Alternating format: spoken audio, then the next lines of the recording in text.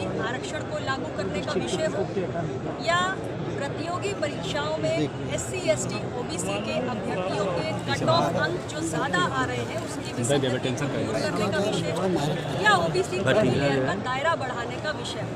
और आज जिस मसले की पूरे देश में चर्चा हो रही है, जातिवार जनगणना, अपना दल ने अपने गठन के समय से निरंतर इस विषय को उठाया है और देश की संसद तक में हमने इस विषय पर अपनी राय रखी है और अपना दल इसका पक्षधर है। इन विषयों को लेकर निरंतर आगे भी स्थापना दिवस पे हमारा संकल्प है कि हमारा जो संघर्ष है वो जारी रहेगा। अभी आप जाती है, कल आपकी माता जी आई थी, उन्होंने आपके ऊपर आरोप लगाया हम जातिवार जनगणना के आप एनडीए की घटक दल हैं। आपका एनडीए, आपकी बीजेपी जो है वो कितना जातिवादी ऐसा है, एनडीए के अंदर बहुत सारे दल शामिल हैं। अपना दल एनडीए का एक लंबे समय से घटक है और आप जानते हैं कि उत्तर प्रदेश में अपना दल और भारतीय जनता पार्टी के गठबंधन को हमारे प्रदेश की जनता ने बहुत पसंद किया और चारों चुनाव के परिणाम जो हमने साथ मिलकर लड़े वो आए। अनुप्रिया जी, किसी भी विषय पर अपना दल ने सदैव एनडीए के बैठक में प्रधानमंत्री जी के सामने जो हम सबके नेता हैं, अपना दल का किसी भी विषय पर क्या पक्ष है उसे हमने खुलकर रखा है।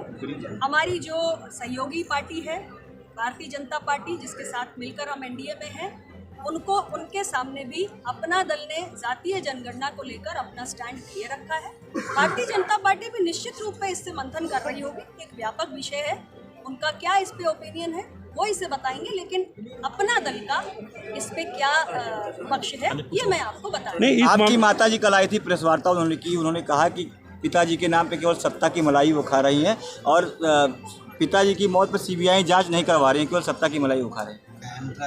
और बताइए और कोई विषय? जिसे आपने कहा कि मेरी बात हुई है एनडीए के घटक प्रधानमंत्री जी से, जिसे आपने कहा कि मैं जातीय जनगणना की मैं सपोर्ट करती हूँ और सरकार से मांग करती हूँ, तो क्या आपकी प्रधानमंत्री जी से या शीर्ष नेताओं से ऊपर बात हुई? क्या कुछ आश्वासन मिला है? जो भी नहीं, आश्वासन की बात ही नहीं। जब भारतीय जनता पार्टी ने अभी अपना कोई स्टेटमेंट नहीं दिया है, भारतीय जनता पार्टी को अपना स्टैंड खुद तय करना है, लेकिन मैंने सुना नहीं कि भारतीय जनता पार्टी ने कहीं इसका विरोध किया हो। अपना दल एनडीए का घटक है, अपना दल जातीय जनगणना का पक्षधर है, या हमारे सहयोगी दल को भी जानकारी होनी चाहिए और हम इसके पक्षधर हैं, यानी हम चाहते हैं कि देश में जातीय जनगणना हो। अभी आपने बाइकआउटों की बात की, लोकसभा चुनाव की बात की जाए, लोकसभा चुनाव आ रहा है, क्या तैयारी आपकी? कितनी सीटें चाहिए लोकसभा चुनाव? 2024 का जो चुनाव है हमें साथ मिलकर लड़ना है। उत्तर प्रदेश में सबसे ज्यादा मजबूती एनडीए को पिछले 2 चुनाव में मिली है और इस बार भी हमारा लक्ष्य है कि हम 70 पार जाएं और उत्तर प्रदेश से सबसे ज़्यादा मजबूती प्रधानमंत्री नरेंद्र मोदी जी की सरकार को मिले। उस दृष्टि से हमारा भी जो अपना संगठन है, हर मंडल में निरंतर संगठन को मजबूत करने की दृष्टि से हमारे जो सांगठनिक सम्मेलन है, कार्यकर्ता सम्मेलन है, मंडलीय स्तर पर भी जनसभाएं हो रही हैं और जिले के स्तर पर भी कार्यकर्ता सम्मेलन हो रहे हैं।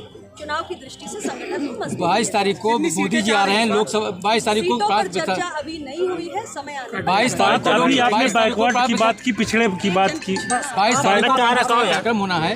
मोदी प्राण प्रतिष्ठा का कार्यक्रम हो रहा है 22 जनवरी को, मोदी जी आ रहे हैं 22 जनवरी को 2024 राम मंदिर की प्राण प्रतिष्ठा। जानकारी नहीं है इसके बारे में। अच्छा, आपने बाइकआउटों की बात की, पिछड़ों की बात की, चाहे हाई कोर्ट हो, सुप्रीम कोर्ट हो या आयोग की आपने बात की, ये बात राहुल गांधी भी उठा चुके हैं कि मीडिया में बाइकआउटों की, पीडीए की, इनकी सबकी जो भागीदारी हो। देखिए, अच्छा मैं आपको एक उदाहरण देती हूँ।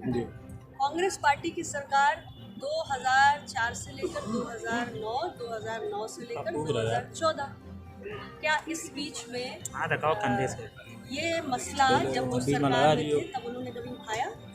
क्या उन्होंने महिला आरक्षण में ओबीसी कोटा की बात की? क्या उन्होंने जातीय जनगणना करवाई? यदि करवाई तो क्या उसके आंकड़े जारी किए? तो ये सत्ता पक्ष में रहने पर अलग नज़रिया, विपक्ष में जाने पर अलग नज़रिया, ये बात तो समझ से परे है। जब 2004 से 2009 के बीच में यूपीए की सरकार थी, समाजवादी पार्टी समर्थन कर रही थी, उस वक्त आप कहते हैं कि आप पीडीए के समर्थक हैं, पिछड़ा दलित आदिवासी के। एक बहुत बड़ा मसला था नीट की जो एग्जामिनेशन है मेडिकल की, उसमें ओबीसी आरक्षण नहीं लागू था, वो मसला उठता रहा। आप उस वक्त सरकार के साथ में थे, क्या आपने इस मसले को उठाया? अगर आपको पिछड़ा दलित आदिवासी पीडीए की चिंता थी, आपने नहीं उठाया। लेकिन अपना दल जब एनडीए सरकार में रहा है, हमारे तो 2 सदस्य हैं सिर्फ, लेकिन फिर भी मैंने स्वयं प्रधानमंत्री जी के सामने इस मसले को उठाया और हमारी सरकार ने, माननीय प्रधानमंत्री जी ने इसको सॉल्व किया, लटकाया नहीं। तो ये डिफरेंस है, सामाजिक न्याय की बात करना, पिछड़ों की, दलितों की, आदिवासियों की बात करना और उनके मसलों को मुखर होकर हल कराना, दोनों अलग विषय हैं। जातीय जनगणना समाजवादी पार्टी करा सकती थी ना, उत्तर प्रदेश में कई बार सरकार थी, आपने कराई नहीं कराई। आज आप उत्तर प्रदेश की सत्ता से बाहर हो तो आपको जातीय जनगणना याद आ रही है, जब आप सरकार में थे तब क्यों नहीं कराई? अपना दल तो गठन के समय से लेकर आज तक बात कर रहा है। मैं तो पार्लियामेंट के अंदर बोल चुकी हूँ कि जातीय जनगणना होनी चाहिए, कास्ट सेंसस होनी चाहिए, आपके बीच में बोल रही हूँ, हर समय बोल रही हूँ। तो हमारा सत्ता पक्ष और विपक्ष में रहने पर स्टैंड नहीं बदलता, हम एक ही बात करते हैं, चाहे सत्ता में हो चाहे विपक्ष में हो। लेकिन बाकी पार्टियों का सत्ता में अलग स्टैंड होता है, विपक्ष में अलग स्टैंड होता है। ये एक आखिरी सवाल है कि आपकी माता जी ने आपके पिता की सीबीआई जांच मांग बारे की में है। कोई